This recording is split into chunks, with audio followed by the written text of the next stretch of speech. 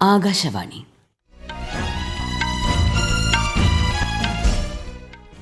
നമസ്കാരം. വാർത്തകൾ വായിക്കുന്നത് സീന ആന്റണി.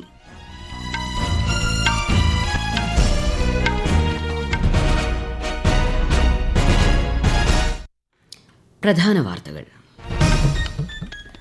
ഉന്നത വിദ്യാഭ്യാസ രംഗത്ത് രാജ്യത്തെ പെൺകുട്ടികൾ കരുത്ത് തെളിയിക്കുന്ന കാലമാണിതെന്ന് രാഷ്ട്രപതി ദ്രൗപദി മുർമു.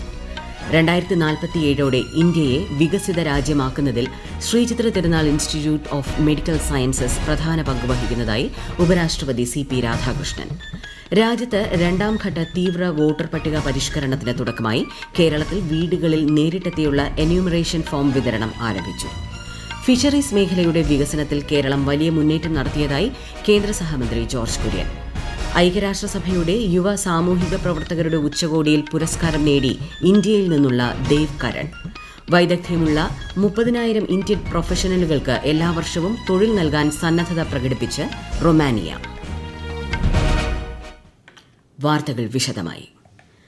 ഉന്നത വിദ്യാഭ്യാസ രംഗത്ത് രാജ്യത്തെ പെൺകുട്ടികൾ കരുത്ത് തെളിയിക്കുന്ന കാലത്തിലൂടെയാണ് നാം കടന്നുപോകുന്നതെന്ന് രാഷ്ട്രപതി ദ്രൗപദി മുർമു നൈനിറ്റാളിലെ കുംഭൂൺ സർവകലാശാലയുടെ 20ാമത് ബിരുദദാന ചടങ്ങിൽ പങ്കെടുക്കുകയായിരുന്നു രാഷ്ട്രപതി. इस राज्य की वीर युवाओं ने देश की रक्षा में निरंतर योगदान दिया है. इस पर सभी देशवासियों की गर्व है. मैं आज पदक और उपाधि प्राप्त करने वाले सभी विद्यार्थियों को हार्दिक बधाई देती हूँ. मुझे ये देखकर प्रसन्नता हो रही है कि देश के अन्य क्षेत्रों में की तरह इस विश्वविद्यालय में भी कुल विद्यार्थियों और साथ ही पदक प्राप्त करने वाले विद्यार्थियों में बेटियों की संख्या अधिक है. बेटियां खुश नहीं है, इसलिए ताली नहीं बजाते. നൈനിറ്റാളിലെ നീം കരോലി ബാബയുടെ ആശ്രമമായ കൈഞ്ചി ധാമും രാഷ്ട്രപതി ഇന്ന് സന്ദർശിക്കും. സുരക്ഷാ കാരണങ്ങളാൽ ജില്ലയെ ഡ്രോൺ നിരോധിത മേഖലയായി പ്രഖ്യാപിച്ചിട്ടുണ്ട്. 3 ദിവസത്തെ സന്ദർശനത്തിനായി രാഷ്ട്രപതി ഈ മാസം 2-നാണ് ഉത്തരാഖണ്ഡിലെത്തിയത്. 2047 ഇന്ത്യയെ വികസിത രാജ്യമാക്കുന്നതിൽ ശ്രീചിത്ര പോലെയുള്ള സ്ഥാപനങ്ങൾ പ്രധാന പങ്ക് വഹിക്കുന്നതായി ഉപരാഷ്ട്രപതി CP രാധാകൃഷ്ണൻ. മെഡിക്കൽ വിപണിയിൽ ശ്രീചിത്രയിലെ നൂതന കണ്ടെത്തലുകൾക്കുള്ള സ്വീകാര്യത സ്ഥാപനത്തിന്റെ പ്രസക്തി വ്യക്തമാക്കുന്നു. രാജ്യത്തെ എല്ലാ സർക്കാർ സ്ഥാപനങ്ങൾക്കും പ്രചോദനമാണ് ശ്രീചിത്ര തിരുനാൾ ഇൻസ്റ്റിറ്റ്യൂട്ട് ഓഫ് മെഡിക്കൽ സയൻസസ് എന്നും ഉപരാഷ്ട്രപതി പറഞ്ഞു. തിരുവനന്തപുരം ശ്രീചിത്ര തിരുനാൾ ഇൻസ്റ്റിറ്റ്യൂട്ട് ഓഫ് മെഡിക്കൽ സയൻസസിൽ നടക്കുന്ന പരിപാടിയിൽ പങ്കെടുക്കുകയായിരുന്നു ഉപരാഷ്ട്രപതി. I was informed that Chitra heart valve has been implanted in nearly 2 lakh patients. How many people will believe that a government institution has done this remarkable achievement? We always believe only private people can do. Government also can do if they are properly motivated. That is what you are proving. You are a great inspiration to the entire government organization all over the country. Governor Rajendra Vishwanath Arlekar, കേന്ദ്ര സഹമന്ത്രി സുരേഷ് ഗോപി, മന്ത്രി KN Balagopal എന്നിവരും ചടങ്ങിൽ പങ്കെടുത്തു.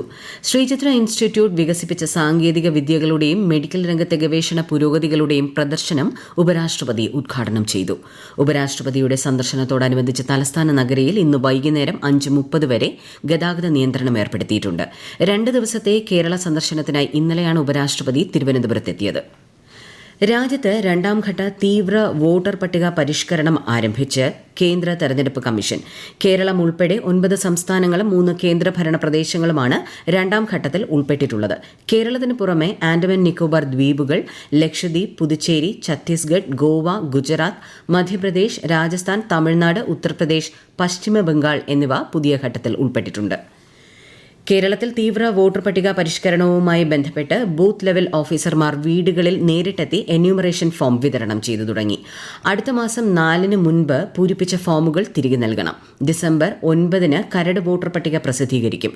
കരട് പട്ടിക സംബന്ധിച്ച പരാതികൾ 2026 ജനുവരി 8-ന് മുൻപ് സമർപ്പിക്കണം. അന്തിമ വോട്ടർ പട്ടിക ഫെബ്രുവരി 7-ന് പ്രസിദ്ധീകരിക്കും. ഐക്യരാഷ്ട്രസഭയിൽ നടക്കുന്ന യുവ സാമൂഹിക പ്രവർത്തകരുടെ ഉച്ചകോടിയിൽ ഇന്ത്യയിൽ നിന്നുള്ള ദേവ് കരൺ ഇടം നേടി. സാങ്കേതിക വിദ്യ ഉപയോഗിച്ച് ക്രിയാത്മകമായ മാറ്റങ്ങൾ വരുത്തുന്നതിൽ മികവ് പുലർത്തിയ 5 യുവ പ്രതിഭകളെയാണ് യങ് ആക്ടിവിസ്റ്റ് സമ്മിറ്റിൽ ആദരിക്കുന്നത്. ജലസംരക്ഷണവും സാമൂഹിക ഇടപെടലും എന്ന വിഷയത്തിലാണ് ദേവ് കരൺ പുരസ്കാരം നേടിയത്. ഈ മാസം 20-ന് നടക്കുന്ന ഉച്ചകോടിയിൽ പുരസ്കാരം സമ്മാനിക്കും. ബീഹാറിൽ ഒന്നാംഘട്ട നിയമസഭാ തെരഞ്ഞെടുപ്പിനുള്ള പരസ്യപ്രചാരണം ഇന്ന് അവസാനിക്കും. പ്രമുഖ രാഷ്ട്രീയ പാർട്ടികളുടെ മുതിർന്ന നേതാക്കൾ ഉൾപ്പെടെ പ്രചാരണ രംഗത്ത് സജീവമാണ്. സംസ്ഥാനത്തെ 121 മണ്ഡലങ്ങളിൽ മറ്റന്നാളാണ് ഒന്നാംഘട്ട വോട്ടെടുപ്പ്. രണ്ടാംഘട്ട വോട്ടെടുപ്പ് ഈ മാസം 11-നും വോട്ടെണ്ണൽ 14-നും നടക്കും. മേരാ ബൂത്ത് സബ്സെ മസ്ബൂത്ത് പരിപാടിയുടെ ഭാഗമായി ബിജെപി മുതിർന്ന നേതാവും പ്രധാനമന്ത്രിയുമായ നരേന്ദ്രമോദി ഇന്ന് ബീഹാറിലെ സ്ത്രീകളുമായി സംവദിക്കും. ബിജെപി എൻഡിഎ സഖ്യത്തിന്റെ വിജയം ഉറപ്പാക്കാൻ സ്ത്രീ വോട്ടർമാർ വലിയ സംഭാവന നൽകുന്നുണ്ടെന്ന് പ്രധാനമന്ത്രി സമൂഹമാധ്യമത്തിൽ കുറിച്ചു. ദോഹയിൽ ഇന്ന് ആരംഭിക്കുന്ന രണ്ടാമത് ലോക സാമൂഹിക വികസന ഉച്ചകോടിയിൽ ഇന്ത്യയെ പ്രതിനിധീകരിച്ച് കേന്ദ്രമന്ത്രി മൻസുഖ് മാണ്ഡവ്യ പങ്കെടുക്കും. 3 ദിവസത്തെ സമ്മേളനത്തിൽ സാമൂഹിക നീതിക്കായുള്ള ആഗോള സഖ്യത്തെക്കുറിച്ചുള്ള മന്ത്രിതല സംഭാഷണത്തിൽ അദ്ദേഹം പങ്കെടുക്കും. ഇന്ത്യയുടെ സമഗ്രവും തുല്യവുമായ വളർച്ച എന്ന കാഴ്ചപ്പാട് ശ്രീ മാണ്ഡവ്യ അവതരിപ്പിക്കും. വിവിധ രാജ്യങ്ങളിലെ പ്രതിനിധികളുമായും മുതിർന്ന UN ഉദ്യോഗസ്ഥരുമായും കേന്ദ്രമന്ത്രി ഉഭയകക്ഷി ചർച്ച നടത്തും. ഈ വാർത്തകൾ ആകാശവാണിയിൽ നിന്ന്. ആകാശവാണി വാർത്തകളും വാർത്താധിഷ്ഠിത പരിപാടികളും all India radio news Thiruvananthapuram YouTube ചാനലിലും all India radio news Thiruvananthapuram Facebook പേജിലും AR News_ തിരുവനന്തപുരം ഇൻസ്റ്റഗ്രാം അക്കൌണ്ടിലും AR News_TVM X ഹാൻഡിലും ലഭ്യമാണ്. സംസ്ഥാനത്ത് തദ്ദേശ തെരഞ്ഞെടുപ്പിനായുള്ള വോട്ടർ പട്ടികയിൽ പേര് ചേർക്കാൻ ഇന്നും നാളെയും അവസരം ലഭിക്കും. കഴിഞ്ഞ മാസം 25-ന് പ്രസിദ്ധീകരിച്ച അന്തിമ വോട്ടർ പട്ടികയിൽ ഉൾപ്പെട്ടിട്ടില്ലാത്ത അർഹരായവർക്കാണ് പട്ടികയിൽ പേര് ചേർക്കുന്നതിന് അവസരമുള്ളത്. ഫിഷറീസ് മേഖല വികസനത്തിൽ കേരളം വലിയ മുന്നേറ്റം നടത്തിയതായി കേന്ദ്ര സഹമന്ത്രി ജോർജ് കുര്യൻ. കേന്ദ്ര സഹമന്ത്രി കോഴിക്കോട് കോർപ്പറേഷൻ ന്യൂ സെൻട്രൽ മാർക്കറ്റിന്റെ ശിലാസ്ഥാപനം ഓൺലൈനായി നിർവഹിക്കുകയായിരുന്നു. ഹാർബറുകളുടെയും ഫിഷ് ലാൻഡിംഗ് സെന്ററുകളുടെയും മാർക്കറ്റുകളുടെയും വികസനത്തിൽ കേരളം മുന്നിലെന്നും അദ്ദേഹം പറഞ്ഞു. വൈദഗ്ധ്യമുള്ള 30,000 ഇന്ത്യൻ പ്രൊഫഷണലുകൾക്ക് എല്ലാ വർഷവും തൊഴിൽ നൽകാൻ സന്നദ്ധത പ്രകടിപ്പിച്ച് റൊമാനിയ. കേന്ദ്ര സഹമന്ത്രി ജിതിൻ പ്രസാദയും റൊമാനിയൻ മന്ത്രി പെട്രേ ഫ്ലോറൻ മനോളും തമ്മിൽ ബ്യൂക്കറസ്റ്റിൽ നടന്ന കൂടിക്കാഴ്ചയിലാണ് ഇന്ത്യൻ പ്രൊഫഷണലുകളെ നിയമിക്കാൻ റൊമാനിയ താൽപര്യം പ്രകടിപ്പിച്ചത്. ഉന്നത വിദ്യാഭ്യാസം, ഗവേഷണം, സാംസ്കാരിക വിനിമയം തുടങ്ങി വിവിധ മേഖലകളിൽ മെച്ചപ്പെട്ട സഹകരണത്തിലൂടെ ഇരു രാജ്യങ്ങളും തമ്മിലുള്ള ബന്ധം ശക്തിപ്പെടുത്താനും യോഗത്തിൽ തീരുമാനമായി. ഇസ്രായേൽ വിദേശകാര്യമന്ത്രി ഗിഡിയോൺ സർ വിദേശകാര്യമന്ത്രി S. ജയശങ്കറുമായി ഇന്ന് ന്യൂഡൽഹിയിൽ കൂടിക്കാഴ്ച നടക്കും. ഇന്ത്യയും ഇസ്രായേലും തന്ത്രപരമായ പങ്കാളിത്തം പങ്കിടുന്നുണ്ടെന്നും ഇരു രാജ്യങ്ങളും തമ്മിലുള്ള ഉഭയകക്ഷി രാഷ്ട്രീയ ബന്ധം ഊഷ്മളമാണെന്നും വിദേശകാര്യ മന്ത്രാലയം അറിയിച്ചു. 2025-ലെ ഖാരിഫ് സീസണിൽ രാജ്യത്തുടനീളം യൂറിയ ഉൾപ്പെടെയുള്ള വളങ്ങളുടെ മതിയായ ലഭ്യത ഉറപ്പാക്കിയതായി രാസവള വകുപ്പ്. സമയബന്ധിതമായ ആസൂത്രണത്തിലൂടെയും വിവിധ വകുപ്പുകളുടെ ഏകോപനത്തിലൂടെയും കർഷകർക്ക് ആവശ്യമായ അളവിൽ വളം ലഭിക്കുന്നുണ്ടെന്ന് ഉറപ്പാക്കിയതായും വകുപ്പ് അറിയിച്ചു. ഇന്ത്യൻ ഹോക്കിയുടെ ശതാബ്ദി ആഘോഷങ്ങൾക്ക് ഈ മാസം 7-ന് ന്യൂഡൽഹിയിലെ മേജർ ധ്യാൻചന്ദ് നാഷണൽ സ്റ്റേഡിയത്തിൽ തുടക്കമാകും. സായിയുമായി സഹകരിച്ചാണ് പരിപാടി. ഒളിമ്പ്യന്മാരായ സഫർ ഇക്ബാൽ, ജഗ്ബീർ സിംഗ്, ദിലീപ് ടിർക്കി, ലോകകപ്പ് ജേതാവ് അശോക് കുമാർ എന്നിവരുടെ സാന്നിധ്യത്തിലാണ് കേന്ദ്ര കായിക മന്ത്രി മൻസുഖ് മാണ്ഡവ്യ ആഘോഷങ്ങളുടെ ഔദ്യോഗിക പ്രഖ്യാപനം നടത്തിയത്.